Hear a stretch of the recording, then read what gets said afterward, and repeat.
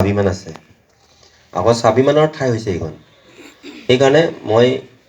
আমাৰ নিশ্চয় বুজি পাইছে আমাৰ কাৰ্যবাহী অভিযন্তা ডাঙৰীয়াই গতিকে চিপাঝাৰ সমষ্টিত যাতে কোনো লুণ্ঠন প্ৰক্ৰিয়া কৰি পেলাই চৰকাৰী ধন অপব্যয় নকৰে সেইটো ক্ষেত্ৰত আপুনি সচেতন মই জানো কিন্তু আপুনি আৰু কঠোৰ হ'ব লাগিব নহ'লে আমাৰ প্ৰধানমন্ত্ৰী মহোদয়ৰ দৰে এজন বিশিষ্ট ব্যক্তিয়ে গোটেই পৃথিৱীত নোহোজা নোপোজা এটা কাম কৰিছে কিহৰ কাৰণে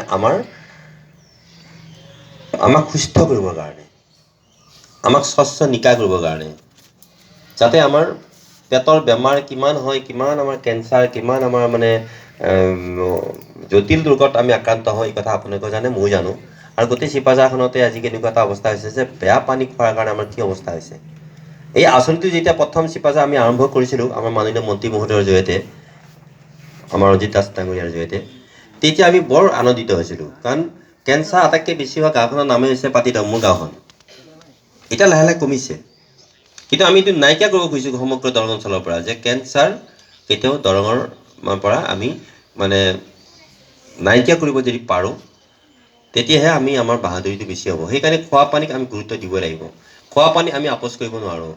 এতিয়া নিজৰ ফিল্টাৰটো ঘৰত যেনেকৈ চাফা কৰে ইয়াতো আমাৰ মহিলা কমিটি আছে নাই মহিলা কমিটি কোনোবা আছে নেকি ইয়াতে এই যে টেষ্টি কমিটি আছ তুমি আছা আৰু 5 জন নাই জানো আপোনালোকে আহি মন কৰিব এই কমিটিখনকো কৈছোঁ মই যিটোক আমাৰ উপভোক্তা কমিটিখন আছে আৰু আমাৰ যিগৰাকী আছে মানে এতিয়া জলমিত্ৰ মই এটা কথা কৈছোঁ এখেতসকলে কিন্তু কিমান দিনৰ মূৰে মূৰে মান্থলি পানী চেক কৰি পানী বেয়া হোৱাৰ লগে লগে চাফা কৰাৰ যিটো প্ৰক্ৰিয়া সেইটো প্ৰক্ৰিয়া কিন্তু আপোনাৰ গুৰুত্বপূৰ্ণ ভূমিকা গ্ৰহণ কৰিব লাগিব নহ'লে কিন্তু এইটো এটা বুমেৰাং হৈ যাব ইয়াত যিমান টকা খৰচ কৰা হৈছে এই টকাবিলাক কিন্তু চৰকাৰে কিহৰ কাৰণে দিছে আপোনালোকক দিছে ৰাইজক দিছে টকাটো ঠিকাদাৰ দিয়া নাই ঠিকাদাৰক দিছে তুমি বনাই দিয়া এইখিনি পইচাৰে তাৰ লাভাংশখিনি তাত দি আছে তেখেতৰ কি আছে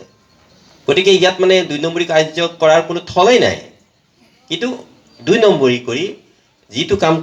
কৰিব লৈছে এতিয়া আমাক অনিষ্ট কৰিছে আমাৰ এই নতুন প্ৰজন্মক যদি আমি ভাল মানে পানী খুৱাব নোৱাৰোঁ তেতিয়াহ'লে কিন্তু আমি অপৰাধীলৈ আমি পৰ্যবেক্ষিত হ'ম গতিকে মই আমাৰ মহিলাসকল আই মাতৃ সেই হিচাপে আমাৰ এইটো মাননীয় মুখ্যমন্ত্ৰী মহোদয়ে আইসকলক টেষ্টিঙৰ দায়িত্বটো দিছে